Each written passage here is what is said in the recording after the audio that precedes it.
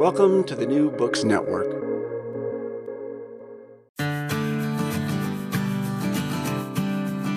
Hello and welcome to Madison's Notes, the official podcast of Princeton University's James Madison program in American Ideals and Institutions. I'm your host, Annika Nordquist. There has been a lot going on in the world recently, and to bring some ancient perspective to bear on the modern, we have today Paul Rahe, who's a professor of history at Hillsdale College and the Charles O. Lee and Louise K. Lee Chair in Western Heritage. A historian of both ancient Greece and intellectual history, he's written a series of books on the grand strategy of classical Sparta. Today, we're here to talk about Sparta's Sicilian proxy war. We'll be discussing not only this ancient proxy war between Athens and Sparta, but also modern proxy wars like those happening in Israel and Ukraine. With no further ado, I hope you enjoy.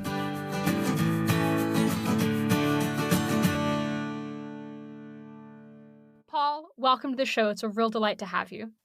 It's a pleasure to be here. So you've written, this is one of a long series of books that you've written about Sparta. And one thing that at least kind of bothers me when people talk about Sparta is they tend to really emphasize that Sparta and Athens are these kind of polar opposite forces in history. And some of that is because people view America in some way as Athens. Athens was a democracy. Sparta had this very oppressive system of government with Helots. And so I'm wondering, just kind of to kick us off as we start to investigate, why this struggle between Athens and Sparta matters so much. How much of that is true? Are Sparta and Athens more similar or more dissimilar? They're more similar to one another than either is to us. Mm-hmm. Let me start with something. Neither one of them is built on commerce. Right. Neither one of them does without slavery. There's one point in the Peloponnesian War in which we learned that 20,000 slaves have fled Athens. People who write about this don't write much about slavery at Athens. They write about Helots at Sparta. And to be fair, the ratio of Spartans to Helots is smaller than the ratio of Athenians to slaves. But that's only because the Athenians have been less successful than the Spartans. Would they have been happy to have slaves on the Spartan scale? Of course they would have. The aim is to be a gentleman. You don't have to work with your hands. The work is done by other people. That's built into the general Greek culture. Here's another thing. We have a tendency to think of democracies and to associate them with peace. Well, that's because we've substituted commerce for war. But Athens was a democracy, and it was at war almost all the time. Sparta, which you could call an oligarchy, was almost never at war. It's always preparing for war, but it's extremely cautious. There's a passage in Thucydides that everyone who studies this ought to read over and over again. It's Book 1, paragraph 70. The Corinthians compare the Athenians and the Spartans.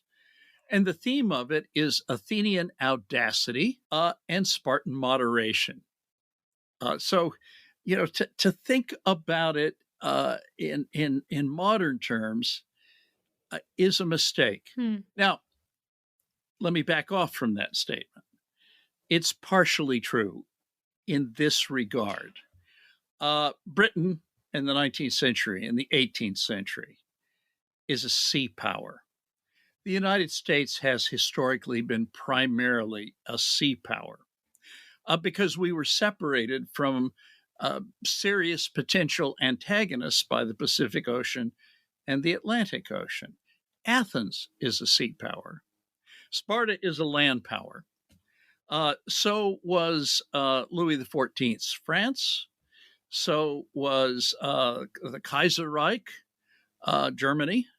So was Hitler's Germany. So was the Soviet Union. And so is China today. So when you're thinking about sea power versus land power, there's an analogy. It's got a certain force. But when you begin to think of the propensity to make war, it's quite different. Sparta is a power resting upon a large body that is subject, and they're very cautious as a consequence. The Athenians are simply crazy.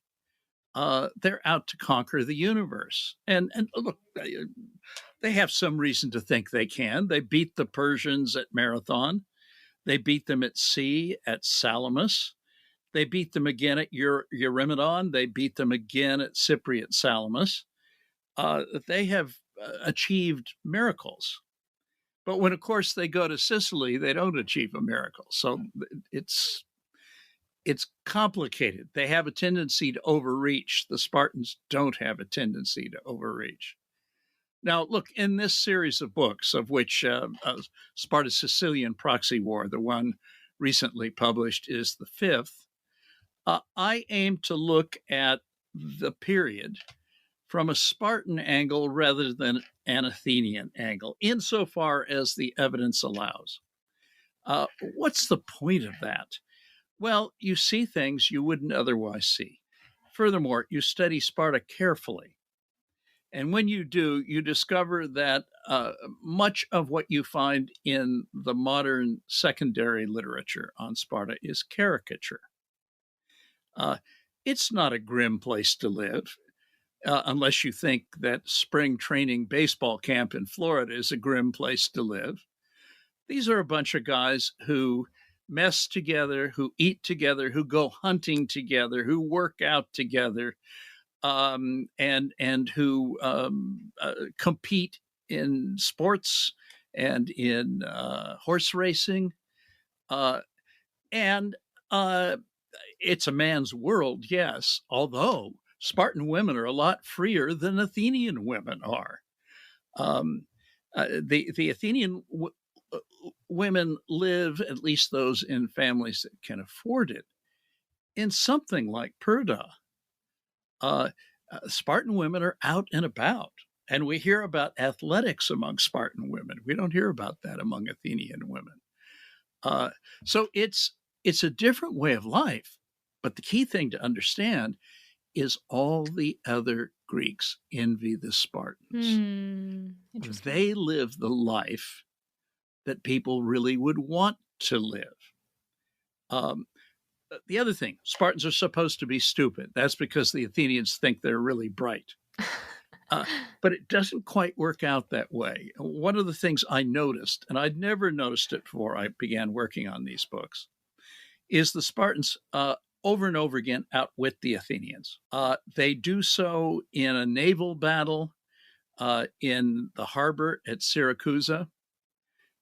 They lure the Athenians into thinking that the fighting is over. They take a quick lunch, and then they attack and they catch the Athenians off guard. They do the same thing at Eretria in another naval battle a couple of years later, and that's what happens at Aegospotami. The Spartans actually win the Peloponnesian War in the end because they outwit the Athenians. They're not stupid. Furthermore, if you look at their overall history, they're very skilled at diplomacy. Now, they have to be. They sit on a powder keg, all of those Helots, who may outnumber the Spartiates by as much as 7-1. In those circumstances, they have an interest in peace. How do you achieve peace? Well, you make people afraid to fight you. That helps a great deal. And Spartan discipline is responsible for that. But the other thing is you have a skilled diplomatic corps. And I don't mean by the diplomatic corps professional diplomats, but I mean certain families that are involved with the outside world and who are very skilled at the art of deal making. The Athenians aren't nearly as good at that as the Spartans are. Again, you wouldn't think that, but you look at the details from a Spartan angle and you see things you wouldn't otherwise see. I'll give you one other example. There's a passage that refers to the thinking of Archidamus, king of Sparta, at the beginning of the Peloponnesian War when he first invades Attica. And what the passage reveals, and I sailed right past it for years and years and years. But when I was concentrating on Sparta, I read it very carefully, and I noticed the following. His strategy in the war was to throw stasis, faction, into Athenian councils by driving a wedge between the farming population, which had lands that were vulnerable to the Spartans and the Peloponnesians if they invaded, and the population of those who drew their livelihood from the Athenian Empire, either by rowing in the fleet or by being involved in the making of triremes, the fashioning of triremes, or in governing the empire. And it's quite deliberate right from the get-go. And of course, it's this that leads to the revolution of 411 in Athens and to a later revolution. So it succeeds as a strategy. It doesn't succeed while Archidamus is alive.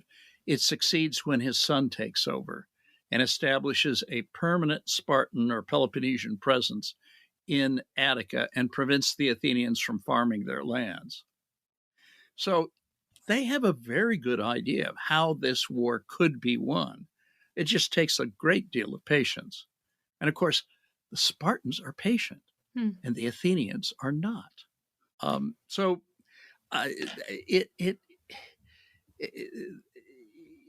All sorts of things become visible when you look at it from the other side.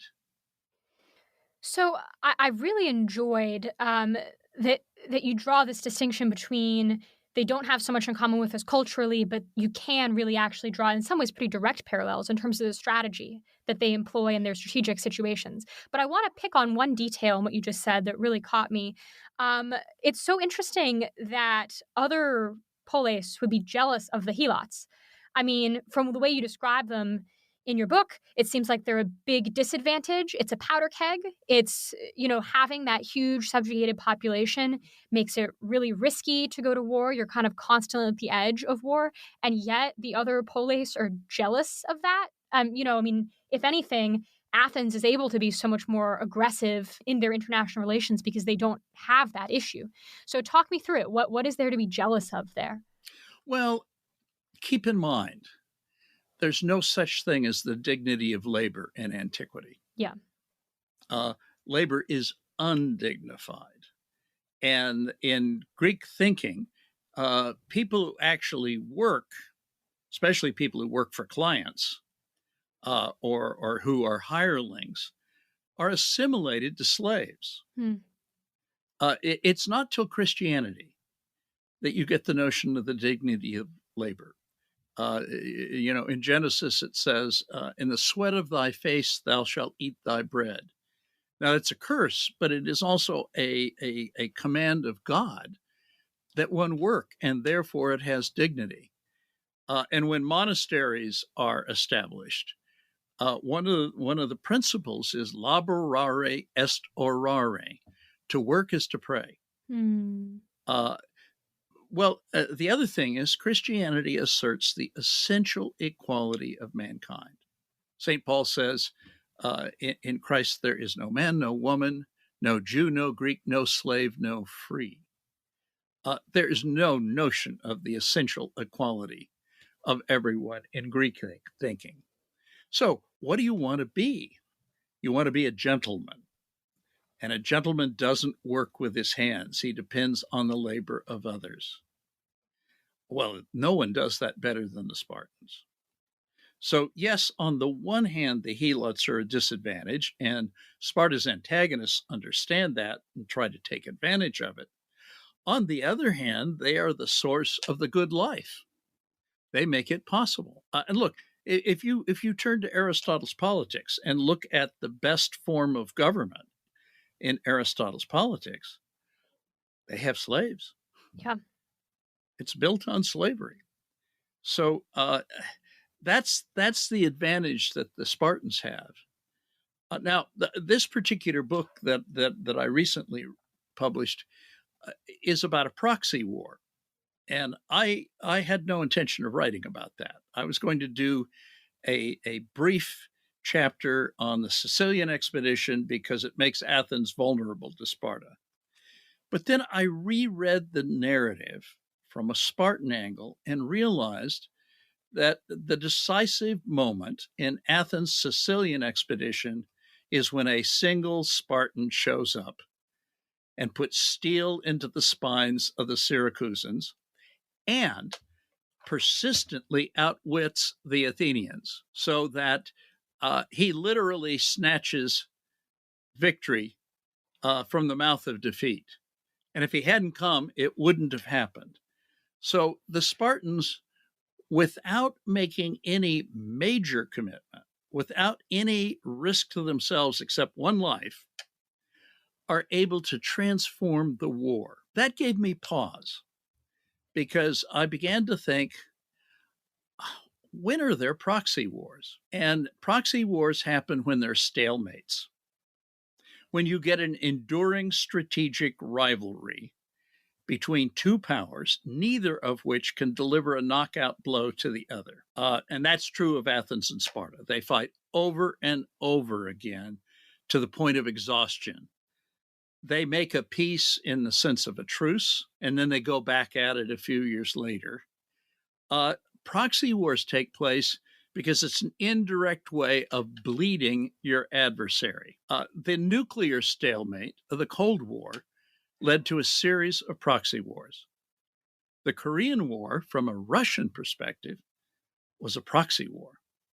They could bleed the Americans. The Vietnam War, from a Chinese, then a Russian perspective, is a proxy war. They can bleed the Americans. The war in Afghanistan that was fought against the Russians with our help, without, as far as I know, the loss of a single American soldier, though there may have been some CIA agents who were lost, was a proxy war for us. And it arguably brought down the Soviet Union because it damaged their morale in a major, major way. We were on the receiving end of a proxy war in Afghanistan ourselves, conducted by the Pakistanis. And in Iraq, we were on the receiving end of a proxy war organized by the Syrians and the Iranians. And of course, the Russians are on the receiving end of a proxy war supported by the United States and by the NATO powers in Europe, including powers that had once been neutral. So everywhere you look, there are proxy wars. Look, the American Revolution, from a French perspective, was a proxy war aimed at bringing down the British. And they sent not so very many troops. They did send a navy to North America to support the Americans in that war. And it had a profound effect on the British, though it had even greater effect on the French because it bankrupted them and led to the French Revolution. But these things happen. So in any case, by thinking about Sparta's role in that war, I found myself thinking more broadly about a tool of statecraft that has been frequently used since 1945, which is to say, the proxy war, and when it can be fought, how it can be fought, and why one must avoid being on the receiving end in proxy wars. I mean, it's what the Spartans do to the Athenians in Syracuse makes it possible, though not inevitable, that the Spartans will win the Peloponnesian War. It was a brilliant, brilliant operation. So I definitely want to talk more about the modern examples that you've brought up, but let's hone in a little bit on the Spartan Sicilian proxy war for a bit here. And can you explain to the listeners who might not have the benefit of having read the 4 previous volumes. I mean, how do you get into a situation where, I mean, this can even happen? I mean, Athens and Sparta, we've said, they have a fair amount in common. Why are they just constantly at each other's throats? Why do they feel the need to get into this situation? And why does Athens go all in to say we really need Sicily? Yes, well, that last question's a good question, and uh, the answer is for no good reason. But let me leave that aside for the moment. You've got two powers. One is a sea power, and initially the Spartans are using Athens to fight a proxy war against the Persians. The Persians come, Xerxes invades Greece, the Spartans and the Athenians form an alliance. In the aftermath, the Athenians sort of elbow their way into command at sea, and the Spartans stand back. They're annoyed about this, and then they think, this is to our advantage. They get to do the dirty work. They get to die. We get to profit from this. So the Spartans maintain from 477 down to 465 an attitude of cooperating with the Athenians against the Persians. When it looks as if the Persians have lost, that they are contained, the Spartans rethink. And they rethink this because they have a grand strategy of Peloponnesian isolationism. That is to say, there is a large body of land that sort of stretches out from the Balkans, connected to the mainland by a thin neck, called the Peloponnesus. Within it, the Spartans want to have an alliance that if there is a Helot revolt, they've got the people, with the help of their neighbors, they can put the Helot revolt down. And they have an ancient enemy, which had once been the hegemonic power within the Peloponnesus, which is Argos. So by and large, the Spartans are not interested in getting involved in the larger world unless there's a power on the doorstep of the Peloponnesus that is a threat to their alliance. And that's what they fear Athens will be. And that is, in fact, what Athens becomes. So beginning in 465, they want to rein in the Athenians, and they face a dilemma. They want to rein in the Athenians without opening the door to Persia. So they want to reduce their power, but not eliminate their power. Now, that's hard to do. So that's the first thing. Their leverage over Athens has to do with the fact that they can marshal the forces of the Peloponnesian League and march into Attica. And that is much reduced in the 450s when the Athenians build long walls linking the city of Athens with its port at the Piraeus, which is 5 miles away. And in effect, they turn Athens into an island.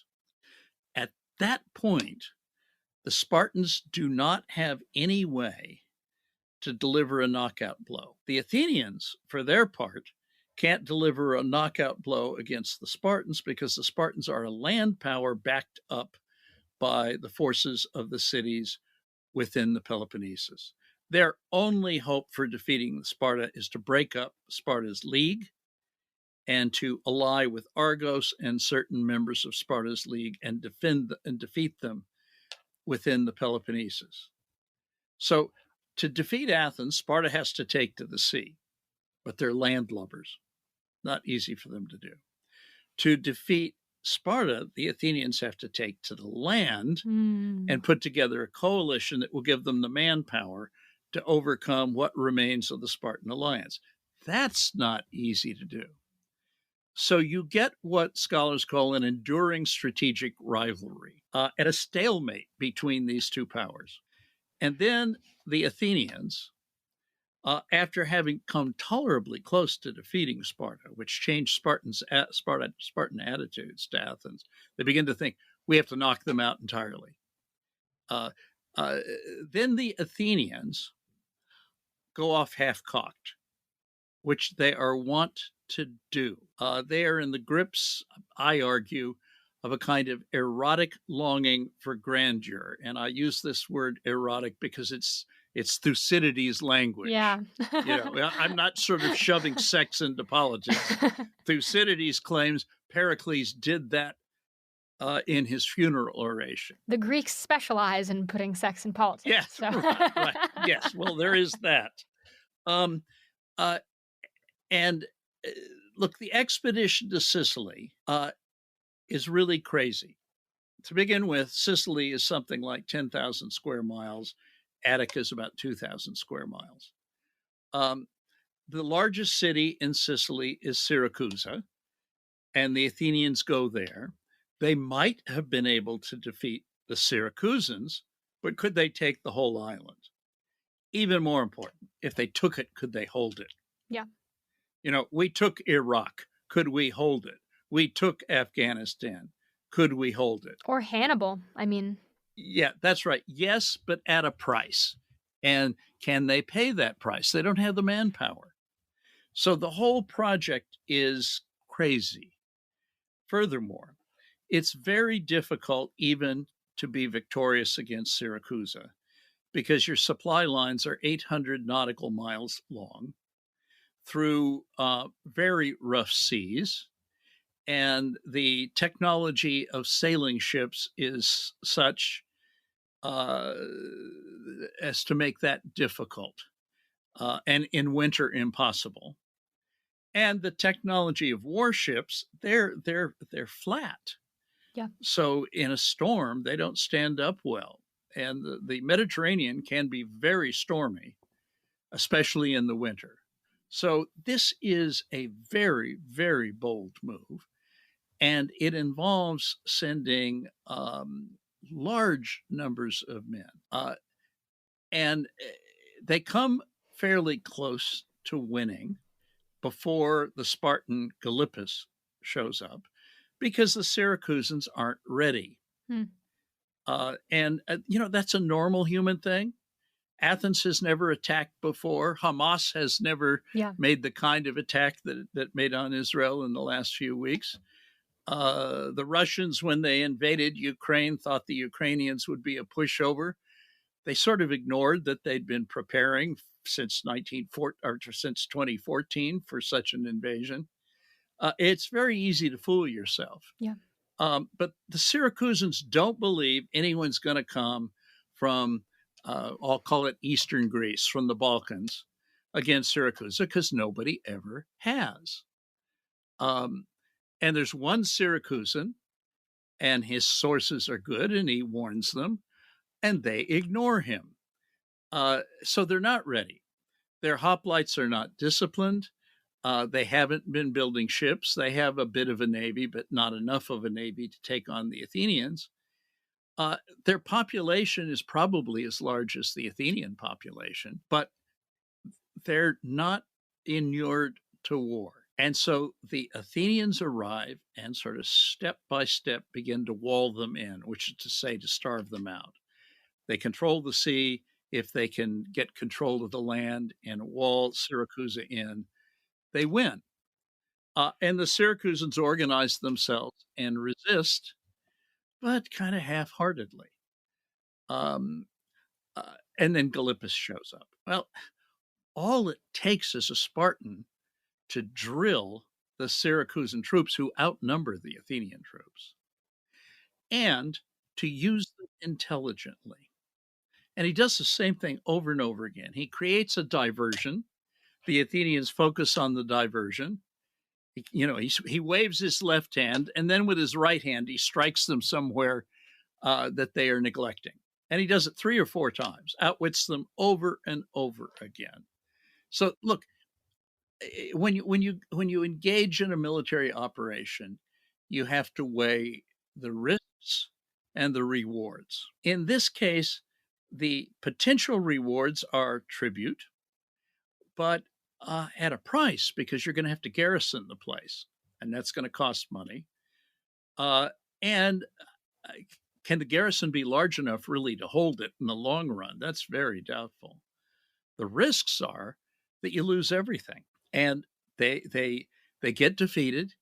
And then when they should have withdrawn, accepting that they're defeated, they send a second expedition. They double down on it. And when they do, with the help and guidance of Gylippus, the Syracusans destroy both expeditions, at which point the Athenians don't have much of a navy left, at which point those people who are paying them tribute begin to think about being free from tribute, at which point the Persians think, this is the time when we can get back something of what we were driven out of by the Athenians and their allies in the wake of the great Persian wars. So it's madly audacious. If it succeeds in the short run, it's not likely to succeed in the long run, and it could fail disastrously. Yeah. And the resources at stake are huge. Look, we're seeing the Russians do the same thing in Ukraine. They made a terrible blunder going in. And how many men have they lost? Some people think they've lost as many as 300,000 soldiers. That's an awful lot. In the course of the war in Afghanistan, they lost 13,000, and that was too many. So the repercussions of this war are a decisively weakened Russia. Even if the Ukrainians don't win outright in the sense of recovering Crimea and recovering the Donbass and the other areas that were taken in 2014. And it's a tremendous opportunity for the United States and NATO. Among other things, it's brought in Sweden and Finland into NATO, which no one would ever have expected. Here's another way of putting it. By exerting power, one can weaken oneself. Now, that doesn't sound sensible. In other words, you become more powerful and therefore you become weaker. Well, the way you do that is by creating an alliance against you. I'll give you an example. In the late 1890s and into the first decade of the 20th century, the Kaiser Reich, Germany, began to build a fleet. Prior to that time, Britain had been neutral and had leaned toward Germany. The effect of building that fleet was not to make Germany stronger, it was to make it weaker because it drove the British into the hands of the French and the Russians. There's a sense in that the Athenians do exactly the same thing. Neutral powers begin to think, we have to stop the Athenians before they get to us. So sometimes in apparently increasing your power, you weaken your power. I think, for example, the Chinese have done that. They have driven India, Australia, New Zealand, South Korea, Japan, and Taiwan together, and the Philippines, together with the United States, simply by building a huge navy, by threatening Taiwan. All these other powers sit back and think, whoa, we have to unite and prevent this from happening. Forgive me if this is sort of an obvious question, but, we're not doing nothing with Ukraine. I mean, we're sending weapons and we're investing a lot of treasure in it. What does Sparta actually do for Sicily? One guy. One guy. The Corinthians send some ships. Okay. Are they just completely watching and they've got one advocate who's fomenting rebellion? Is that actually just completely it? They send one guy to take command. And later they send another Spartiate with some liberated Helots. Yeah. But really nothing. And the Helots are fighting for Sparta? Well, you liberate them. Oh.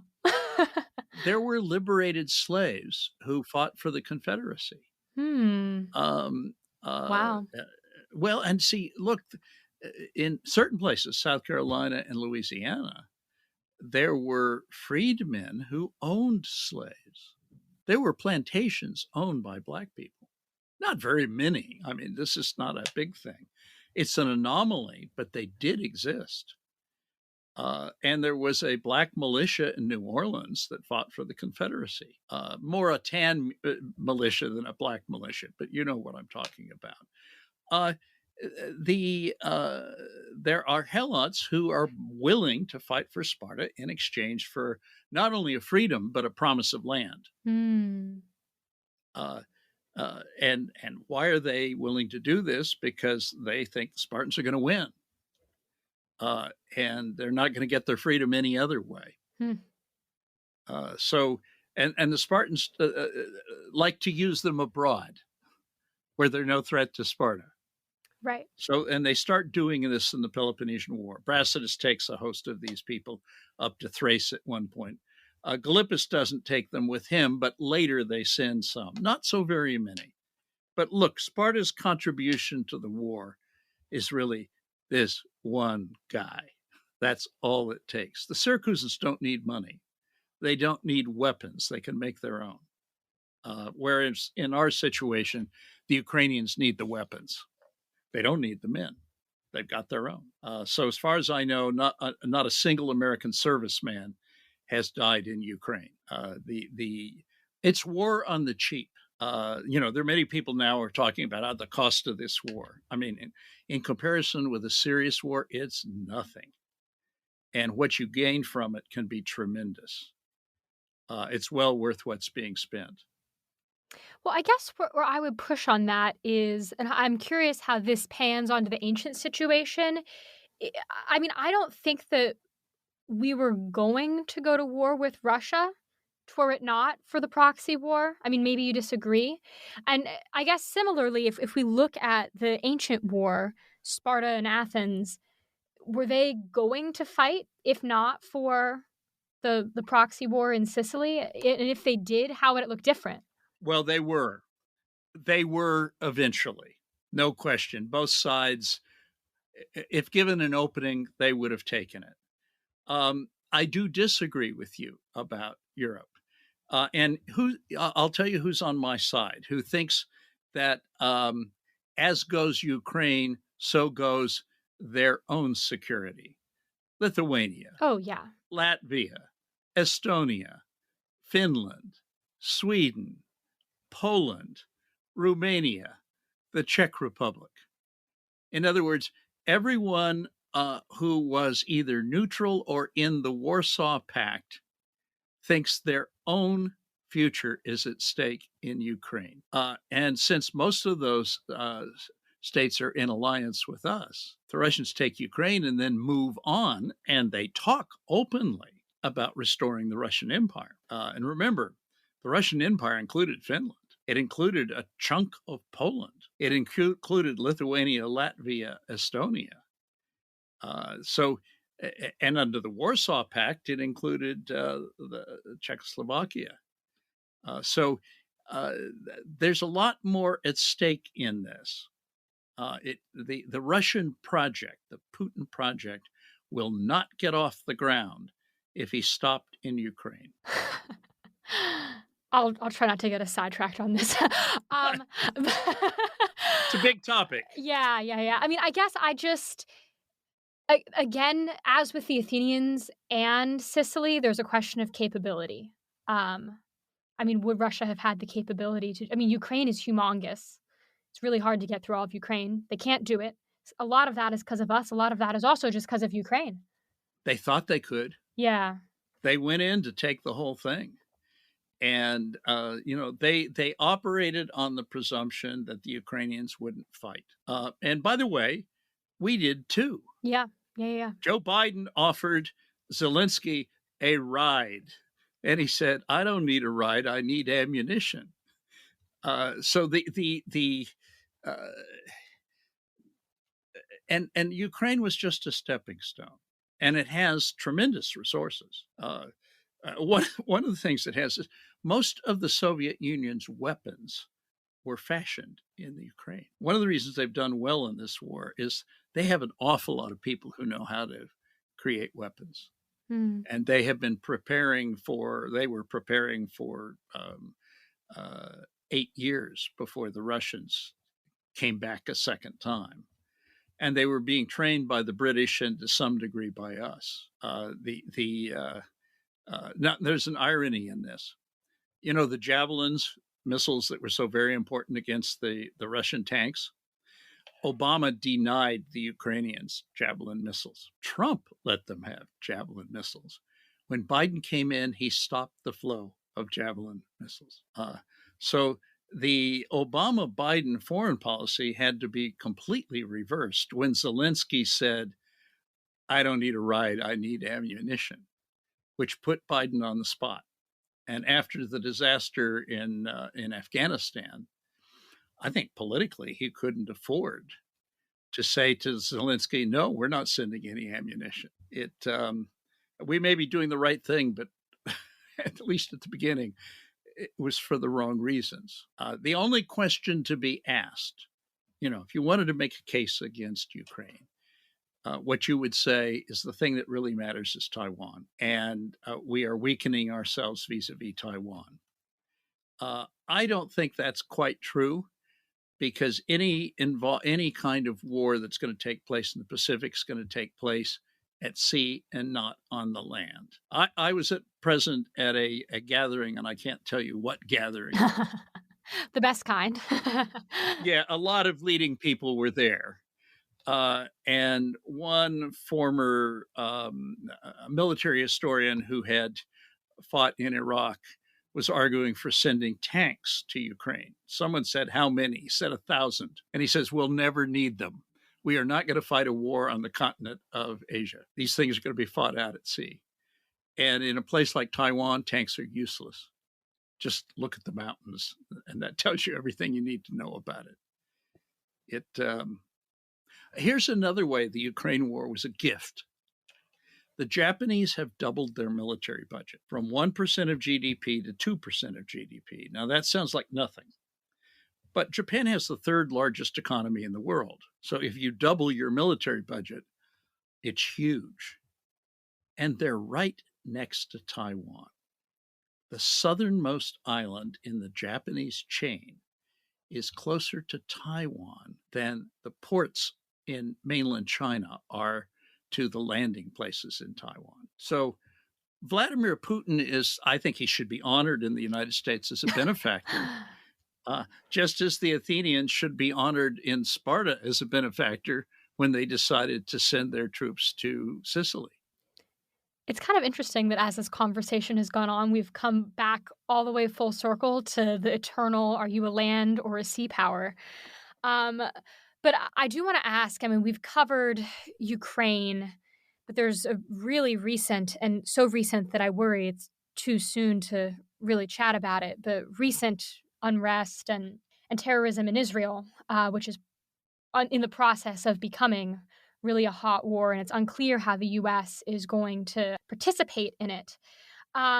And it's not exactly, I mean, I don't know if the Sparta-Athens Sicily proxy war parallel is exactly right in this instance, but I'm kind of wondering, just because, I mean, now is really the time to discuss it. When you look at the record of the ancient world, are there lessons that we can draw in terms of how this conflict is going to shake out and how the U.S. should be handling it?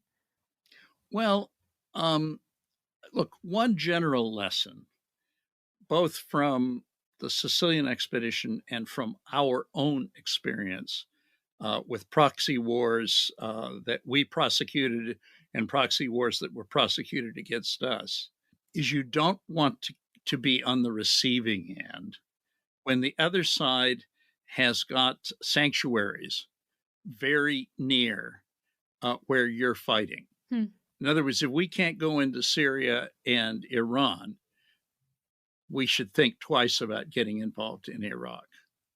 If we can't go into Pakistan, we should think twice about getting involved in Afghanistan.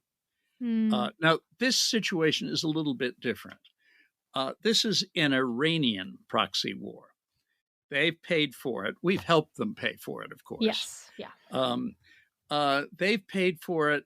They've helped organize it from the get-go.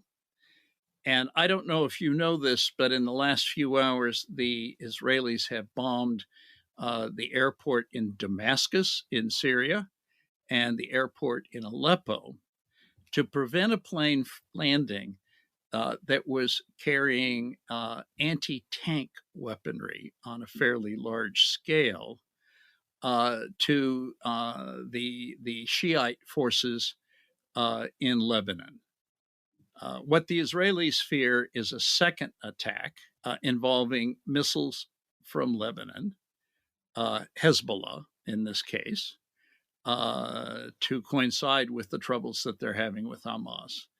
And they're very eager that not happen, because Hezbollah is supposed to have 100,000 missiles.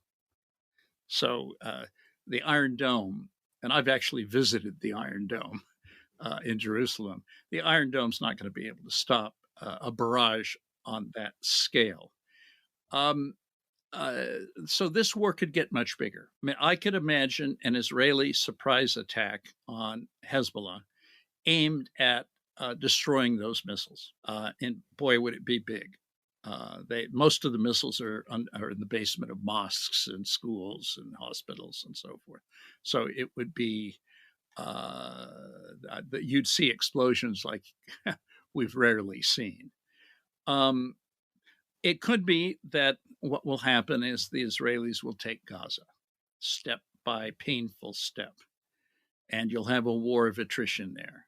If there is a war of attrition there, the Israelis are likely to win it. What role is the United States likely to play? Well, I would like to think that we would back the Israelis, but the current administration seems to want to sidle up to the Iranian government. And they seem to be persuaded, as the Obama administration was, that this is the key to peace in the Middle East. I do not share that opinion. If so, we will lean very hard on the Israelis to limit their retaliation. And this will just be another incident in an ongoing struggle. The other thing is Joe Biden hates Netanyahu. And Joe Biden's not really all there. When people lose their cognitive abilities, the filters disappear, and they say things that flit through their minds that ordinarily they would suppress. And Biden is the president, and he has asserted himself on occasion against the advice of everyone around him. The withdrawal from Afghanistan is a good example of that. And he might well do so again. So I have no idea what this administration is going to do. I note that we'd agreed to give $6 billion to the Iranians. It had not yet been delivered, and the Biden administration has decided to follow through with the agreement and deliver the money. So we are funding Hamas. Yeah. Hard to know. Things are up in the air. If there is no Hezbollah attack, then the Israelis will subdue Hamas. If there is a Hezbollah attack, you're going to have a larger war. Well, we're starting to draw to the end of our time here, but I think over the course of this conversation, we've been discussing, are Athens and Sparta so different? Is the U.S. Athens or is it Sparta? And part of it strikes fear into my heart because I worry that we are Athens in a lot of the worst ways of saying it, that we have a lot of confidence in our own kind of military history and prowess. And it's sometimes we're likely to push ourselves into situations that might wind up draining us and ignore the bigger kind of problems on the table. When you look at the situation of our strategic situation now and the strategic situations of Athens and Sparta all these thousands of years ago, who do you think our situation mirrors more, and who should we emulate more? I don't think our situation's like either one of them. We're not like Athens. We really have no desire to conquer and extract tribute. We're not like Sparta either. We aren't tied down by a Helot population. So historically, if you think about grand strategy extends into everything. The man who understood it best was a guy named Fuller who wrote a book in 1923. And he said, the first duty of the grand strategist is to appreciate the commercial and financial position of his country. The Athenians and Spartans, they're not thinking about that, nor should they have been. He's talking about modern situation. To discover what its resources and liabilities are. Secondly, he must understand the moral characteristics of his countrymen, their history, peculiarities, social customs, and system of government. For all these quantities and qualities form the pillar of the military arch, which it is his duty to construct. There's no difference between grand strategy and statesmanship. It arises from domestic considerations, meaning, what are you afraid of? What do you need to protect? And what are your interests in the outside world? And our story, there's a kind of continuity. What's in our interest? To control the North American continent, to make sure that no great power has much leverage in Latin America or Central America or in Canada to the north of us, to use the two seas, the Pacific and the Atlantic, as moats, and to make sure that there's no fighting on our territory. Now, to that end, in the 19th century, prior to the 1890s, we practiced a species of isolationism, with the Monroe Doctrine being the only exception. Think about that. That was our claim: stay out of our sphere of influence. Once you get a shift from the sailing ship to the steamship in war, and you could get from Europe to America in a week rather than in 3 months, we build the Panama Canal so that we can concentrate the Pacific and the Atlantic fleet together in a time of crisis.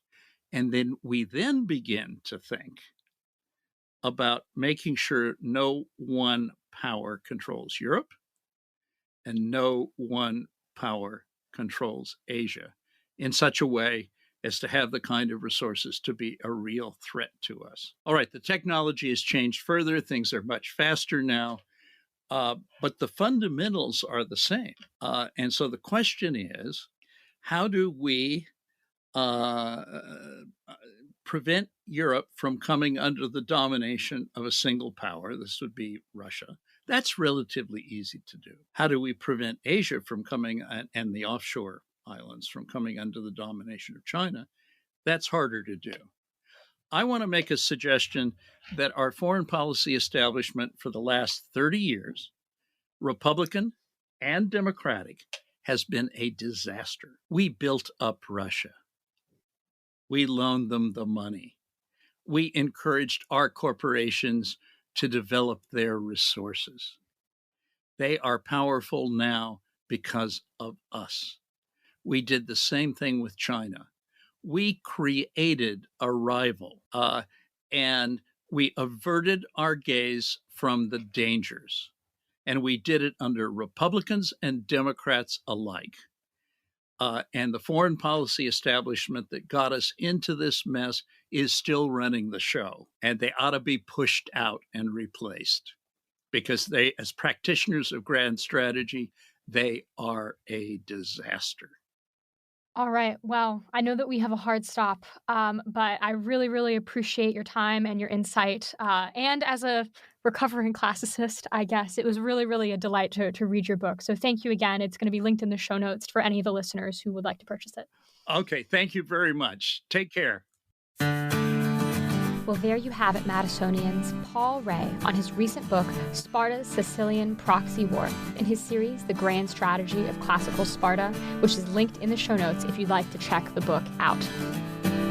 If you enjoyed this episode, we'd really appreciate any ratings or reviews. It really helps us a lot here at Madison's Notes.